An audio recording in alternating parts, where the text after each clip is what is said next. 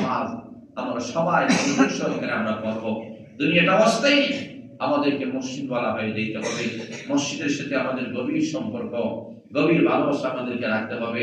এবং বিশেষ করে আপনাদের যে একটা মাদ্রাসা, একটা সুন্দর একটা হিফখানা আপনারা খুলেছেন, আলহামদুলিল্লাহ। আমার মামা হযরত মাওলানা আফজল হোসেন সাহেব অনেক সময় এই কথা বলেন যে হিফ শাখা যে খোলা হয়েছে, এখানে ছাত্ররা ভর্তি হয়েছে, লেখাপড়া খুব সুন্দরভাবে চলতেছে। যারা বলেন আলহামদুলিল্লাহ।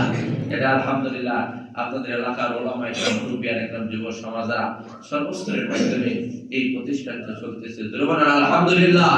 আল্লাহ রাব্বুল আলামিন আমাদের এই মসজিদগুলা, এই মাদ্রাসাগুলা, আমাদের এই প্রতিষ্ঠানগুলা যেন সবগুলা যেন সুচারুরূপে সুন্দরভাবে চলতে পারে।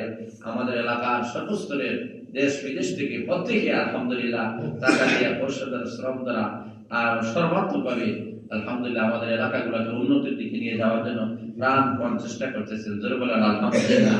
আমাদের এলাকার মধ্যে কোনো জিনিসের অভাব নাই আলহামদুলিল্লাহ। স্কুল বলেন, কলেজ বলেন, আর আমাদের মসজিদ বলেন, মাদ্রাসাগুলো বলেন, প্রত্যেকটা জিনিস খুব মনোরম। আমরা এলাকার মানুষেরা বড় দিনদার, বড় আল্লাহওয়ালা, বড় পরেজগার, প্রত্যেকেই চান যে আমাদের এলাকার মসজিদ হোক, মাদ্রাসা হোক, প্রতিষ্ঠান হোক, যে কোনো লেভেলের হোক, প্রত্যেকটা জিনিসকে উন্নতির দিকে নেওয়ার জন্য প্রাণপণ চেষ্টা করেন।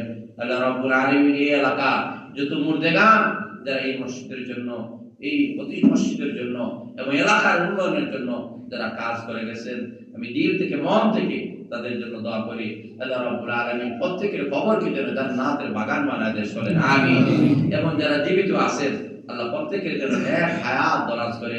প্রবাসের মধ্যে যারা আছেন, ব্যবসা বাণিজ্য চাকরির মধ্যে যারা আছেন, প্রত্যেকের অবস্থা যেন আল্লাহ আরো স্বাবলম্বী করেন, আরো সুন্দর করেন।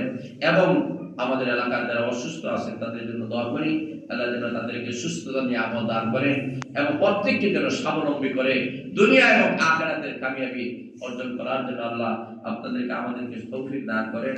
ওয়া আখিরু দাওয়ানা আলহামদুলিল্লাহি রাব্বিল আলামিন।